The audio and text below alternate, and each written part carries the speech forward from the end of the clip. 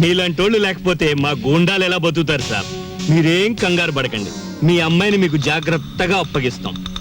వాళ్ళు ఫోన్ చేసి డబ్బు అడిగినప్పుడల్లా ఇస్తాము అని చెప్పండి. బ్యాక్గ్రౌండ్ నేను చూసుకుంటాను. బాస్, అవతల పార్టీని హిట్ చేస్తే చాలా ఫినిష్ చేసేయమంటారా?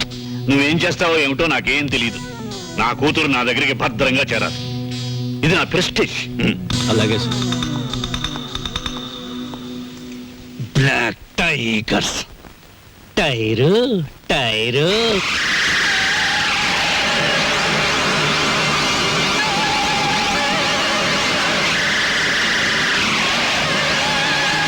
ఓ ప్లేట్ పకోడీ నాయుడు గారికి. రండి మేస్టర్ రండి. కొత్తిమీర బజ్జీ. కొత్తిమీర బజ్జీ ఏమిటి కావాలి పాపా? పూరినేనా? రే 4 ప్లేట్ పూరి పార్సెల్. తినండి, చక్కగా తినండి, ఆనందంగా తినండి. నా జాతక చక్రం ప్రకారం ఈ ఏడాదితో ఏళ్ళనాటి శనిపోయి శుక్ర మహర్దశ ప్రారంభమైంది. ఈ వారం అంతా నా ఇంట్లో శుక్రుడు ఉంటాడు, నెక్స్ట్ వీక్ గురుడు ఉంటాడు, ఆ తర్వాత సూర్యుడు ఉంటాడు. కానీ నా హోటల్లోనే ఒక్కడు లేకుండా పోయాడు. రే ఆంజనేయులు, కనిపించని గ్రహాలు కాదురా ఇంట్లో ఉండాల్సింది. సమర్థుడైన మనిషి పక్కనుండాలి. రాంబాబు లాంటి మనిషిని వదులుకోకూడదనే బుద్ధి నీకుండాలి. శీలవతి, నిన్ను వదిలొచ్చాక ఇక్కడ నా మ్యాటర్ ఎలా ఉందో తెలుసా? వాళ్ళలోంచి తప్పించుకుని కూరదాకలో పడ్డ చేప బతుకులాగా ఉంది. కేశవరావుకు ఫోన్ చేద్దామంటే ₹1/2 బిళ్ళలకు కూడా ఇబ్బంది వచ్చేసింది. ఆర్థిక పరిస్థితి అంత హీనంగా ఉంది. నువ్వు చెప్పుకోవడానికి సంచిలో కనీసం పిన్ని ఫోటో అయినా ఉంది. ఆ కేశవరావు గారు కొంచెం కూడా భయపడడం లేదు.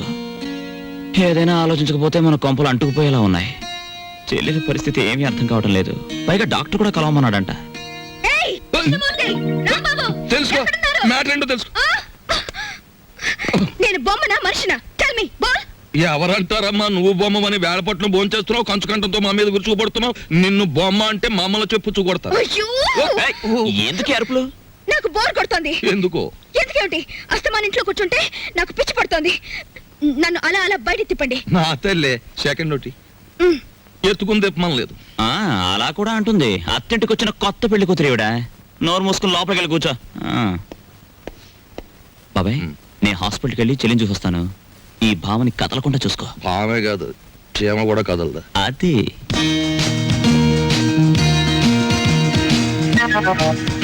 ఏం లేదు, లోపలికి వెళ్ళి పుస్తకం చదువుకో.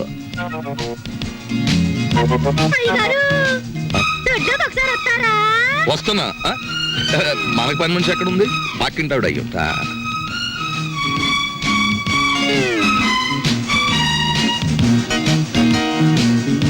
చీమ కూడా బెసడని వీల్లేదు.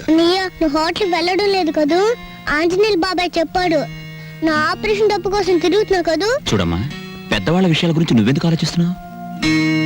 అది సరే గాని పేదవాళ్ళకి వైద్యం చేయడానికి ధర్మాసుపత్రులు ఉంటాయంటగా, నన్ను అక్కడ పడేయకూడదు.